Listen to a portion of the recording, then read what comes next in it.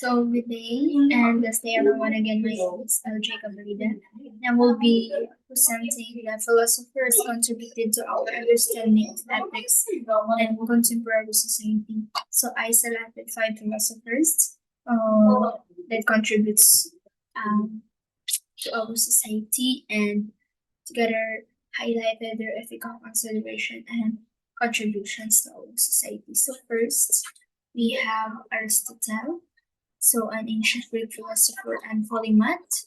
His writings cover a broad range of subjects spanning the natural sciences, philosophy, linguistics, economic, politics, psychology, and the arts. So, according to Aristotle, in order to live well is a proper appreciation of the way in which such a good as friendship, pleasure, virtue, honor, and worth that put together as a whole. So to acquire this, Aristotle said that we need to understand particular cases, upbringing, and habits, and the ability to see which course of actions is best supported by reason. And this practical wisdom cannot be acquired solely by only learning general rules. We must acquire this through practice, deliberative, emotional, and social skills. So, as it helps us to put our general understanding of well being into practice in ways that are suitable to education because Aristotle viewed ethics as it examines the good of the individual, and the purpose of ethics is to be good. So, and Aristotle claims that the right course of actions depends upon the details of a particular situations rather than being generated by applying law. So Aristotle pointed out this that virtue is a complex, rational, emotional, and social piece. So that's Aristotle views ethics. Next, we have Immanuel Kant, was a German philosopher and one of the central Enlightenment thinkers. He is the father of ethics, the father of modern aesthetics, and the father of modern society, modern philosophy.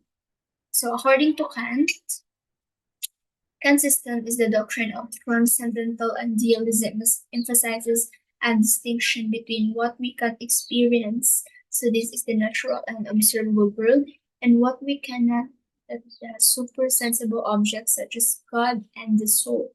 So Kant argued that we only have knowledge of things we can experience. So accordingly, to answer these and explain this, Kant proposed three questions in order for us to understand.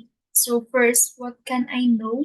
So Kant replies that we know the natural observable world, but we cannot have answers to many of the deepest questions of metaphysics. So second question is that what should I do? So Kant replies that we should act rationally in accordance with a universal moral law. So according to Kant, so this answer explained that Kant require us believe in God and the immorality of the soul.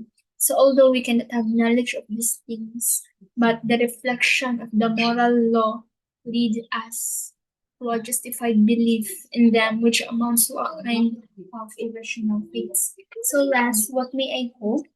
Kant replies that we may hope that our souls are immortal and that there really is a God who designed in the world in accordance with principle of justice.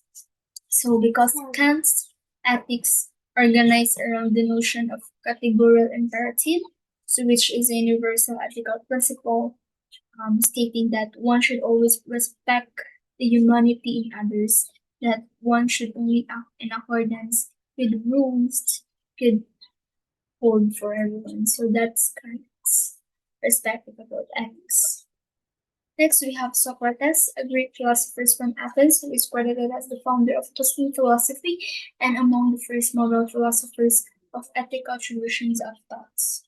So during his life, Socrates was predominantly interested in ethics. So he said that self-knowledge is a sufficient condition to the good life. So according to Socrates, it identifies knowledge with virtue. If knowledge can be learned, so can virtue. And Socrates states that virtue can be taught. So second, Socrates states that no one chooses the evil, no one chooses to act in ignorance. So Socrates explained this that we seek the good but fail to achieve it by ignorance or lack of knowledge as to how obtain what is good. So number three, he believes that no one would intentionally harm themselves. So he addresses that when harm comes to us, though we were seeking the good is not obtained in such a case, since we lack knowledge as to how best to achieve the good. So lastly, he believes that the unexamined life is not worth living. So he emphasizes that one must seek knowledge and wisdom before private interests. So in this manner, knowledge is sought as a means of ethical action. Okay, that is Socrates. Next, we have Plato, an ancient Greek philosopher, student of Socrates, and a teacher of Aristotle and founder of the Academy, the author of philosophical works of unparalleled influence, and he is one of the major figures of classical antiquity. So, the ancient philosopher Plato has a lot to say about the happiness, the virtue, and the rest of life in his masterful book, which is the Republic. So, in Plato's case, he viewed that we must be moral in order to be truly happy. The rest and discussion of cardinal virtues. So, Plato has four cardinal virtues. We have wisdom, courage, moderation, and justice. So he explains wisdom has to do with the intellect. So for Plato, the wise person uses the mind to understand moral reality and then apply it to her daily life. So he explains that the wise person is guided by rationally in the choices she makes.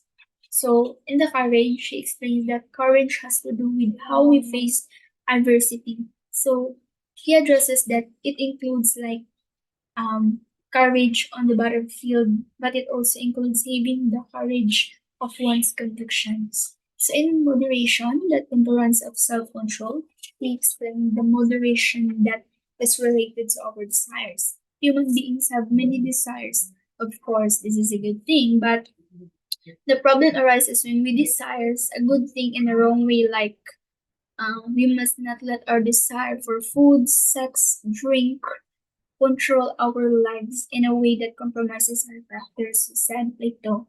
And the justice is, he said, related to one's overall characters. The justice person has a healthy soul in which reason rules the appetites and our desire for honor.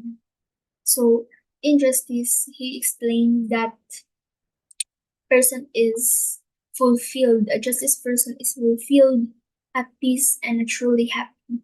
So, since therefore able to contribute to the harmony and justice of her community. So that's Leah's perspective about ethics. Next, we have Jeremy Bentham, was an English philosopher, jurist, and social reformer regarded as the founder of the modern utilitarianism. So, moving on to Jeremy Bentham. So, he said that the consequences of our actions are important and we should weigh this up when we consider what we should do. So he said that he advocates this that if the consequences of an action are good, then the act is moral. And if the consequences are bad, the act is immoral. Also, Bentham wrote that nature has placed mankind under the governance of two sovereign masters. We have the pain and the pleasure, where he emphasizes that it is for them alone to point out what we ought to do, as well as to determine what we shall do. So he explained this proof that it is not just one's own happiness or pleasure that matters, but he notes ethics at large may be defined the art of directing man's actions to the production of the greatest possible quantity of happiness.